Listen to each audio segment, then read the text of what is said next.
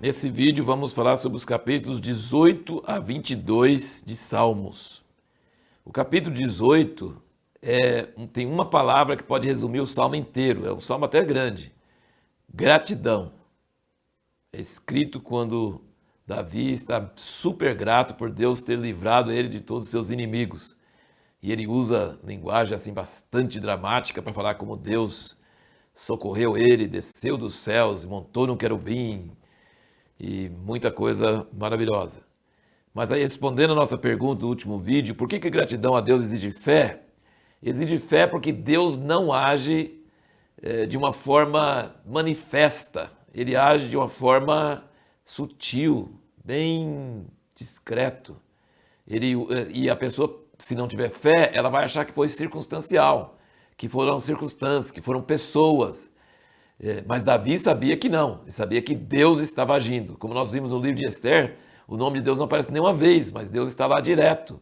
Então, para você ter gratidão aqui na nossa vida mesmo, você não vê um anjo descendo, a mão de Deus te tirando do perigo. Não, mas Deus está ali. Então, exige fé para você ter gratidão. Você precisa crer que quem te livrou não foi circunstâncias, não foi o acaso, foi Deus.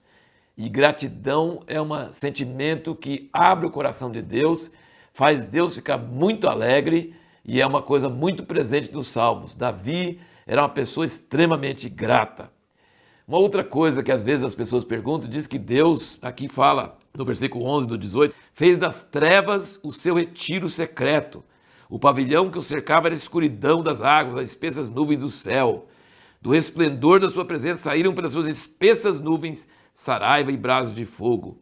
Mas Deus não diz que Deus é luz e não é trevas. Por que diz que Deus habita em trevas? Mas você sempre vai notar que onde tem a presença de Deus tem essa nuvem. A nuvem sobre o Monte Sinai, a nuvem que encheu o tabernáculo, o templo.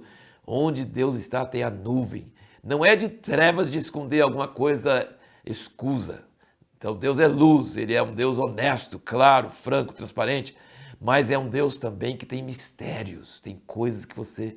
Então a imagem que tem ao redor de Deus é como se ele habita nessa nuvem escura, mas sai relâmpago, que é uma luz muito grande. Aí ele diz depois, no versículo 15, foram vistos os leitos das águas, foram descobertos os fundamentos do mundo. Ele diz mais à frente que Deus ilumina ele, que Deus acende a sua luz. Sim, tu acendes a minha candeia, o Senhor meu Deus alumia as minhas trevas. Então Deus tem a nuvem escura, cheia de mistério, de enigma, de coisas que nós não temos condições de saber. Ele tem a luz, que é o relâmpago, que é uma luz mais forte que você pode imaginar. E é Deus que nos traz luz em nossas trevas, que nossas trevas são coisas diferentes. E a luz de Deus é que nos ilumina e nos traz graça e tudo isso. Tem um trecho aqui em Salmo 18, depois nós vamos ver em outros salmos, que isso choca a gente. Presta bem atenção sobre isso e depois nós vamos mencionar isso em outros dias. Ele diz no versículo 20 do 18, ele diz: recompensou-me o Senhor conforme a minha justiça, retribuiu-me conforme a pureza das minhas mãos, pois tenho guardado os caminhos do Senhor e não me apartei impiamente do meu Deus, porque todas as suas ordenanças estão diante de mim, nunca afastei de mim os seus estatutos. Também fui irrepreensível diante dele e me guardei da iniquidade, pelo que o Senhor me recompensou conforme a minha justiça, conforme a pureza de minhas mãos perante seus olhos. A gente fala, o cara tá se achando, hein? Que justiça própria! Eu sou puro, eu sou reto, eu sou direito. Mas você vai ver lá na frente que tem outros salmos diferentes. E aí eu quero levantar uma questão muito importante. Davi não tinha feito nada para atacar Saul. Davi não tinha feito nada para aqueles inimigos atacar ele. Ele realmente tinha sido puro de coração, reto, sem ambição, sem tramóia, sem armadilha. Então, nesse sentido, nós não devemos aceitar culpa onde nós não temos culpa. Quando nós realmente estamos andando retamente, nós devemos assumir que andamos retamente e que Deus trata o justo e a pessoa que anda retamente de acordo com isso. Mas não é o caso sempre, toda hora. Então é isso que nós vamos ver em outros momentos. Salmo 19 é um salmo tremendo. Tem 3 coisas maravilhosas para você notar no Salmo 19. Primeiro, os céus proclamam a glória de Deus. A lei de Deus, a palavra de Deus está na natureza. Ele fala do sol e de um dia para outro dia e por toda a terra. Ele fala sobre a natureza e revelar a glória de Deus. A segunda coisa, ele fala que a lei de Deus não é uma coisa que entristece, que é duro, que você tem que encerrar os dentes, tentar e fazer força. Não. A lei de Deus é maravilhosa, que ela alegra a alma, que ela é melhor, ela alegra o coração, alumia os olhos e é tremendo.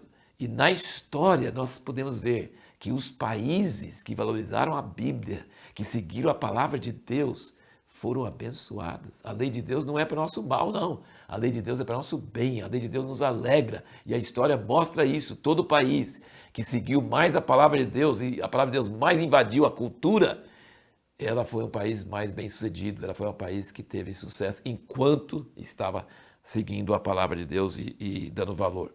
E a terceira coisa, ele pede a Deus no fim do Salmo: revela-me os pecados que me são ocultos, sonda o meu coração. Quem pode discernir os próprios erros? Não tem jeito de você discernir os próprios erros. Você precisa de Deus para fazer isso em seu coração, na sua vida. E por fim, nosso comentário de hoje é impossível. Se a gente fosse comentar sobre todos esses salmos, daria para ficar 1 hora, 2 horas. Mas assim, nós estamos apenas caminhando pela Bíblia juntos e vendo algumas coisas. Você talvez na sua leitura viu outras coisas maravilhosas também.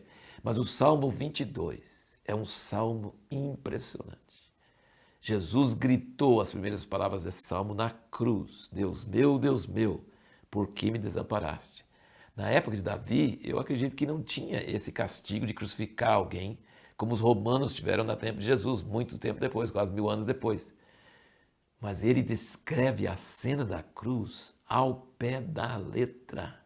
Ele fala exatamente a cena da crucificação, que nem um osso seria quebrado, que seria perfurado o seu lado, que iriam jogar sortes pela sua roupa. Ele é um salmo profético. Aqui não é só Davi falando com Deus, aqui é Deus falando através de Davi para nós. Então os salmos têm orações de nós para Deus, do homem para Deus, mas tem também de Deus profetizando para nós. E esse salmo é tremendo. E termina, olha como é que termina esse salmo. Você pode ler que é assim, falando que Deus sumiu e que pessoas estão contra ele, que vai acabar com ele e tal. Mas no fim ele diz, versículo 27 do Salmo 22, ele diz: todos os limites da terra se lembrarão e se converterão ao Senhor, e diante dele adorarão todas as famílias das nações. Depois no versículo 30 ele fala: a posteridade o servirá, falar-se-á do Senhor a geração vindoura. Chegarão e anunciarão a justiça dele a um povo que há de nascer, contarão o que ele fez. Eu gosto de brincar sobre aquele ditado: é nós na fita. Olha aqui, limites da terra, no Brasil, nós estamos nos limites da terra. Uma geração que há de nascer, é nós, nos limites da terra, uma geração que vai nascer, todos os limites da terra. O evangelho da cruz, da crucificação, desse salmo, ele está profetizando que vai chegar a todas as nações.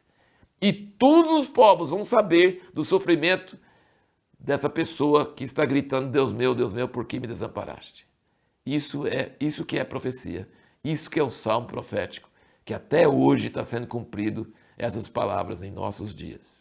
E a pergunta que nós vamos procurar responder no próximo vídeo é: o que significa a frase refrigera minha alma? Porque nós vamos ler o Salmo 23. E o Salmo 23, toda criança que fez escola dominical sabe, e todo pai ensina seus filhos: o Senhor é o meu pastor e nada me faltará. Nós vamos começar a leitura no próximo vídeo com isso. E tem uma frasezinha que fala: refrigera a minha alma. O que significa isso?